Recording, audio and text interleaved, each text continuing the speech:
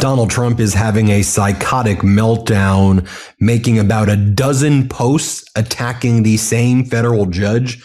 It's post after post after post. And right now, the target of these psychotic attacks is a federal judge named Judge Leon, a federal judge from the Washington, D.C. federal court, who ruled against Donald Trump yet again to block the construction of Donald Trump's ballroom, but clarified that the injunction to block the construction of the ballroom applies only to the actual ballroom itself, the above ground work, as federal judge Leon calls it, not the purported below ground work, which Donald Trump claims he's building a state-of-the-art bunker for himself that is needed, he says, to protect him from drones and ballistic missiles and bunker busters and other weapons that he says may be targeting him right now, or in the event of nuclear annihilation, he's going to need to be in this bunker. I kid you not. I mean, this is what Donald Trump's been posting. And so Donald Trump immediately ran to the D.C. Circuit Court of Appeals when this same federal judge issued an injunction the first time around that we covered here on the MeidasTouch network. And Donald Trump rushed to the Court of Appeals and said, this federal judge is threatening my life. He said, the judge is leaving me very vulnerable to drone attacks and to all these other attacks because I need this ballroom for the national security of this nation and for my protection. Please help me. The judge didn't clarify his order, so I'm really worried about my life. My life is in jeopardy. I kid you not. Donald Trump rushes to a D.C. Circuit Court judge who's like a very MAGA right-wing judge who we've talked about, Judge Rao. And this federal judge basically says, all right, we need clarification on this order because the president of the United States is claiming that his life is in jeopardy based upon your order, Judge, blocking the ballroom construction. Trump says he may die. His life is on the line because that's literally what Trump said, that he fears for his life now. I mean, just think about, though, the gaslighting and the sociopathic nature to actually make that argument. And again, I don't believe our founders ever contemplated such a weak and pathetic individual who would make that type of argument. The presidency is proud and strong and tough, and that doesn't mean like ranting and raving like a lunatic on social media. It means just behaving like a human being with dignity. And so Trump used the presidency to claim the presidency is at risk because of the ballroom. And that argument, a safety and national security argument, wrapping it around that resonated with this circuit court judge who drove this order. And then there were other circuit court judges who agreed, but their order was more along the lines of, all right, judge, the district court judge, can you clarify what your order meant? You didn't mean that you're threatening his life, right? And then the district court judge, Judge Leon, who I should mention, this district court judge is a right-wing judge appointed in 2002 by George W. Bush, very conservative judge, traditional conservative judge, who's been looking at the law and says, look, if you want to build your ballroom, little baby, he didn't say baby, but if you want to build your little ballroom, go to Congress, have them approve it. If you don't want taxpayers to pay for it, then go and have Congress approve private donors to pay for it. And it's also deeply concerning that you're going to be claiming that private donors are now the ones funding national security apparatus, that national security classified information is being funded by private donors. And so when this order came back to the district court judge basically looked at what Donald Trump did in front of the Circuit Court of Appeals, which oversees the district court judge. And the district court judge is like, I'm not surprised that you appealed because I see your litigation behavior. But the judge was like, how disingenuous is it that you're making an argument now that the ballroom structure itself, that is what is needed to protect you from ballistic missiles and FPV drone and other weapons that are attacking you. The ballroom, which you claim is for parties and hosting dignitaries, you're saying that is now a shield and it's not actually a ballroom. and that the bunker beneath, which you claimed is the national security issue, you're now saying that they're one and the same, that the ballroom is the bunker is the ballroom, and that they can't be in any way disassembled from each other in terms of a national security analysis, because Trump now claims the ballroom is his shield from drone attacks and ballistic missile attacks. I kid you not. Then Donald Trump, as I mentioned, was doing post after post on social media. I'm not going to read for you all of the posts because they're like ridiculous, but I'll flash them here so you can see all of them, and I'll give you the lowlights of them. Like there's this post. He goes, "The White House doesn't have a ballroom, no taxpayer money, which presidents have desperately wanted or desired for over 150 years, but a Trump-hating D.C. District Court judge, a man who has gone out of his way to undermine national security and to make sure that this great gift to America gets delayed or doesn't get built, is attempting to prevent future presidents and world leaders from having a safe and secure large-scale meeting place or ballroom, one with bomb shelters and state-of-the-art hospitals and medical facilities, protective partitioning, top-secret military installation, structures and equipment, protective missile-resistant steel columns, roofs, beams, drone-proof ceilings and roofs, military-grade venting, and bullet, ballistic, and blast-proof glass, which all means that no future president living in the White House without this ballroom can ever be safe and secure at events, future inaugurations, or global summits. The magnificent space will allow them to carry out their vital duties as the leader of our nation." So you see the language that he's using. Then he goes over here. "A Trump-hating judge, for the first time in history, wants Congress to pay hundreds of millions of dollars for a glorious ballroom instead of accepting donations from great American companies and citizens. This is a first. In other words, he wants taxpayers to pay for the ballroom instead of donors and patriots."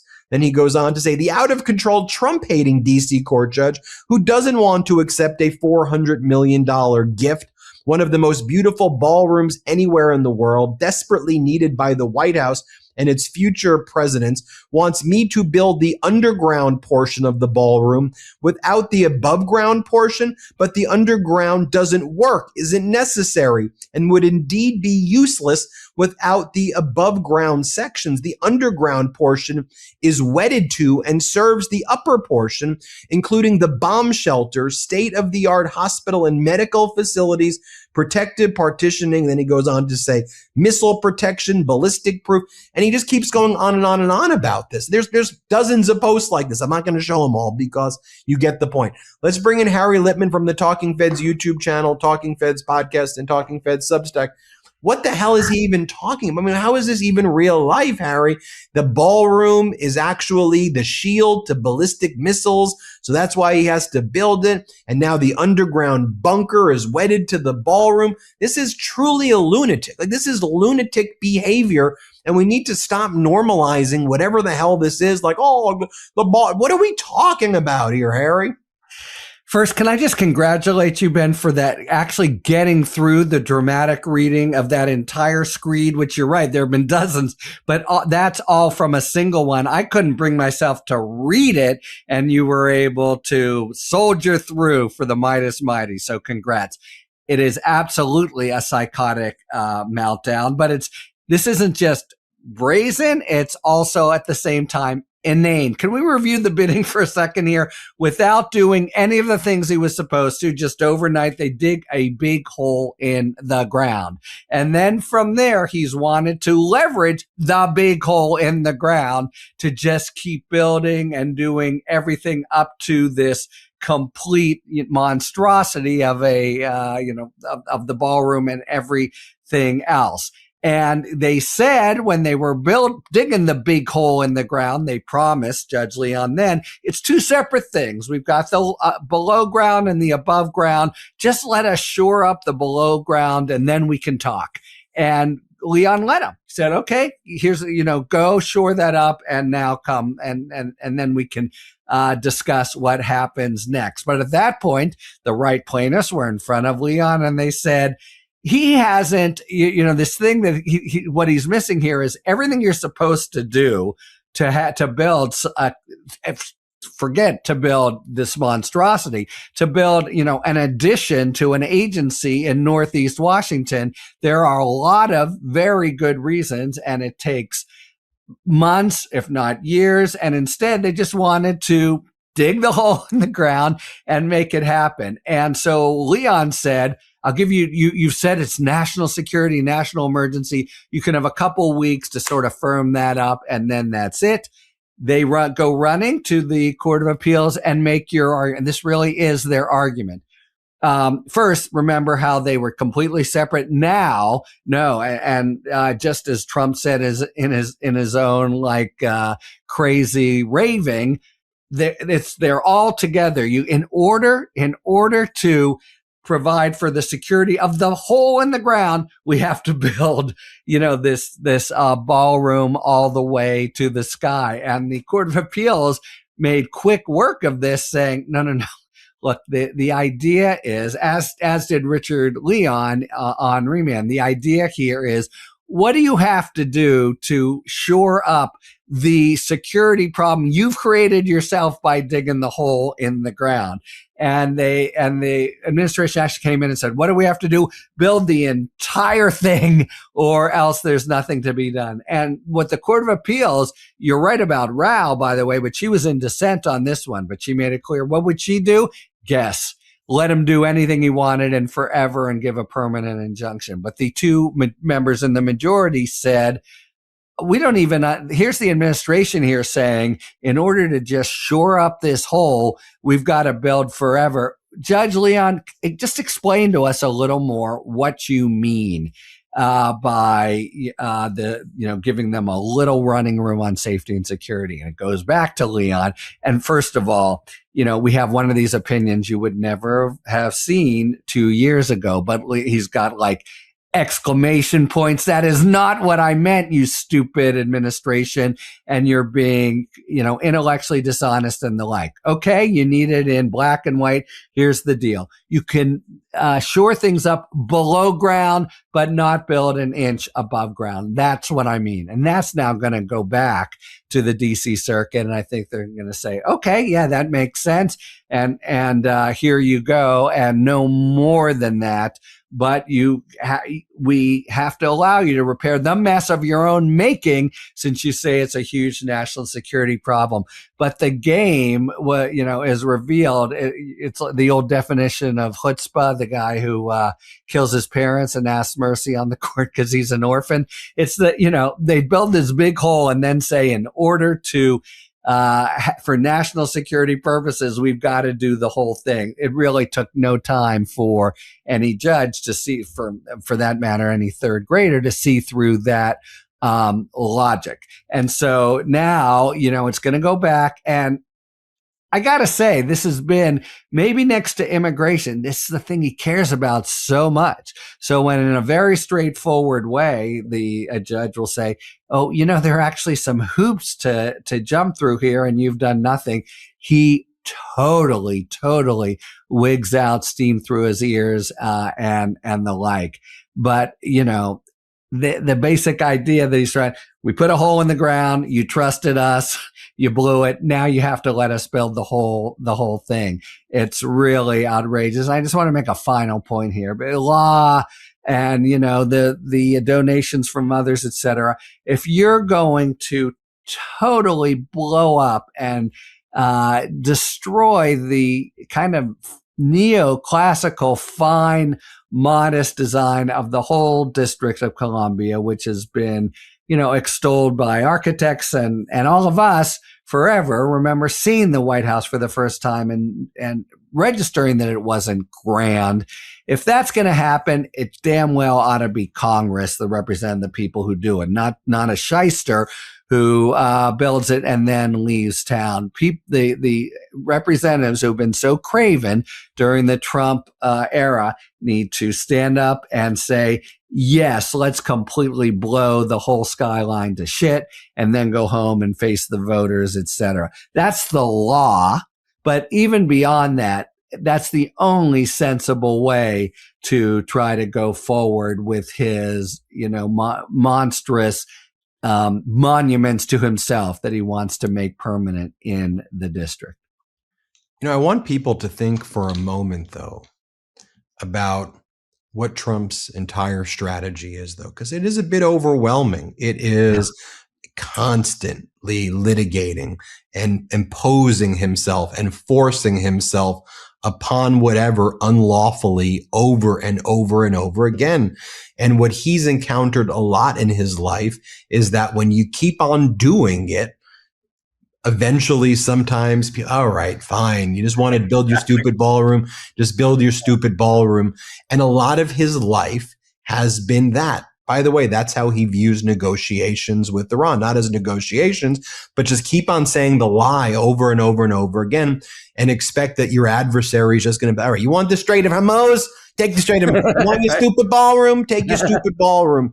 And so why I always say commonly on this show, if you give him an inch, he takes your life. Frankly, it is in your self-interest, no matter what, to never give in at all. And even if you're viewing it selfishly, because it will destroy you. The moment you let it in even a little bit, if you think, well, no, you're done. You're done because you've now allowed that in, and it will ultimately mutate you into whatever this thing is. And it's why you win the order. He goes back and makes an argument that you go, what the hell are you talking? The ballroom is a national security to save you from ballistic Who would even think to make it? Trump would think to make that argument, right? The same guy who's still whining in 2026, and he will be whining until the very end about the 2020 election and claiming that he actually won and that there were Chinese satellites with Italian satellites that changed the votes, and that's how he really, he's a maniac. You're not dealing with a rational person. You just got to assert yourself forcefully and just say, no, shut up. And just you stick to it. And, Judge Leon, the circuit court, you're seeing it here play out. And the argument ultimately is it should be offensive to all America, to all of us, that he's saying national security to build a stupid ballroom. What do you give me the final word, Harry? Yeah, look, it's so true. He will eat you alive or try to wear you down. And the thing is, it's not only, he'll say everything you go down, all the claims, they're just lies. He's, my acronym for him, well, I'll just say that is he's a lying liar who gets up lying and lies all day. That's all that's based on. It occurs to me, I wonder if anyone has done this. We really are talking about high stakes here. I'm thinking of seventh graders in the future going to the White House or this monstrosity Arc de Triomphe, which he says will be better than Paris. All they have going for them is history. There's a reason that you have monuments. I'd really almost like to see the drawing of what things would look like, completely lopsided, Mar-a-Lago up, just Trump pissing all over a really lovely and importantly sort of democratic skyline. And, he just wants to get away with it and leave town and somehow have the whole thing be a legacy and testimonial to him physically, legally, historically, where he wants to undo the whole thing. Yeah. I mean, the inch that he wants, the millimeter that he wants is based on lies and outrageous. And there's just no ground to give. I totally agree. Harry Litman runs the Talking Feds YouTube channel. Everybody search Talking Feds. Subscribe now to Talking Feds. Subscribe to his Substack and podcast as well. Thanks, Harry. Thank you, Ben. New Meidas merch. Head to store.meidastouch.com today and get yourself the best pro-democracy gear and show your support. That's store.meidastouch.com.